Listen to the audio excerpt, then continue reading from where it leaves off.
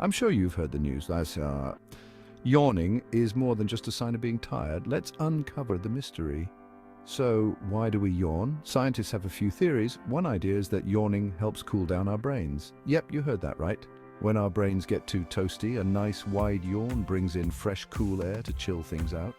But wait, there's more. Yawning isn't just about temperature control. It's also a social thing. You know how you yawn and suddenly everyone around you starts yawning too. That's thought to be a way for groups like early humans or even animals to stay alert together, kind of like a team yawn. Next time you catch a yawn, remember, you're not just sleepy, you're cooling your brain and bonding with your squad. So keep on yawning and stay cool, my friends. Catch you on the next fun fact adventure.